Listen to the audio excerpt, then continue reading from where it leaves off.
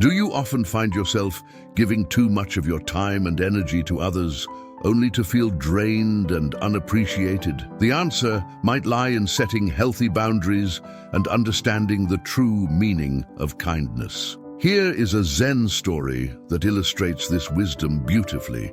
In a tranquil village surrounded by tall, majestic mountains and lush, whispering forests, there lived a wise and respected Zen master named Hachiro.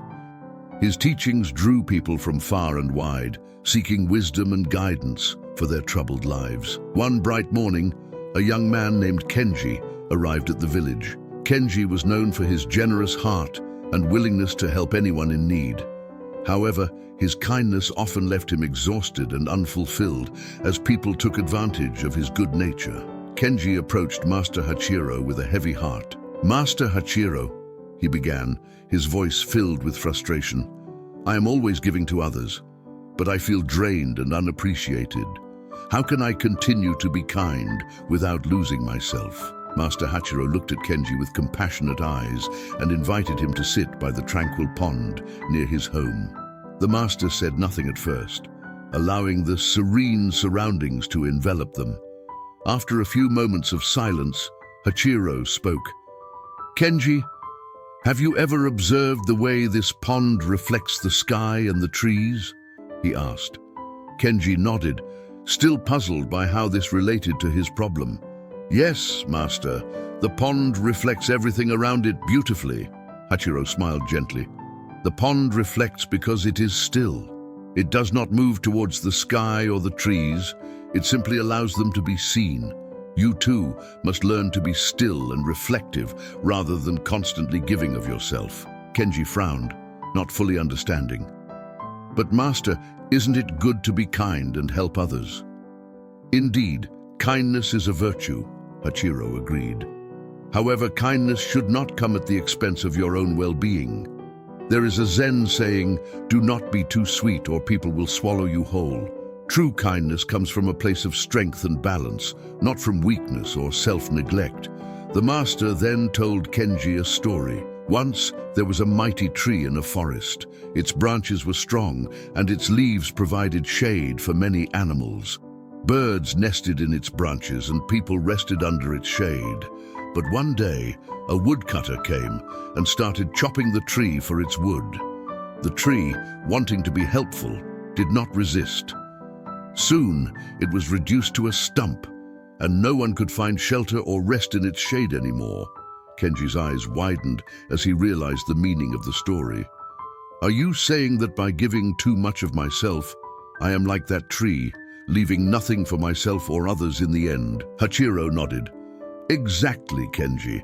You must learn to set boundaries just as the tree should have. Kindness does not mean allowing others to take advantage of you. It means helping where you can, while also preserving your own strength and well-being."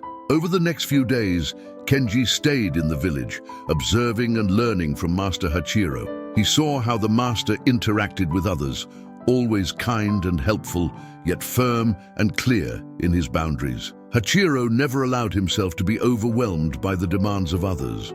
One evening, Kenji witnessed a situation that cemented his understanding. A villager approached Hachiro, asking for his help with a personal problem.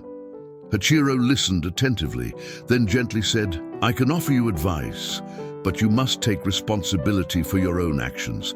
I cannot solve this for you." The villager, initially disappointed, soon realized the wisdom in Hachiro's words and left with a newfound determination to solve his own problem. Kenji approached Hachiro afterward.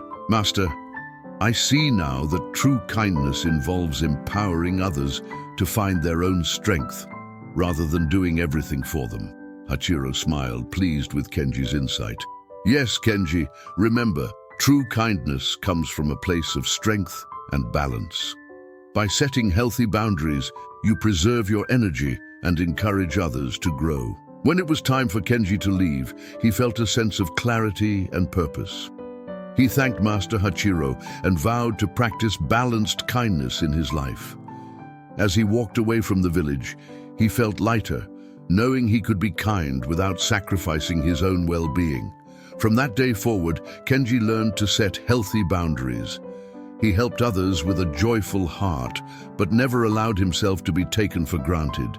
He found that by preserving his own strength, he could give more effectively and inspire others to be strong as well. And so, the story of Kenji and Master Hachiro spread far and wide, reminding everyone that true kindness comes from a place of strength and balance. The lesson echoed in the hearts of many: stop being too kind with everyone and learn to preserve your own strength. In doing so, you will find that you can give more meaningfully and live a more fulfilling life.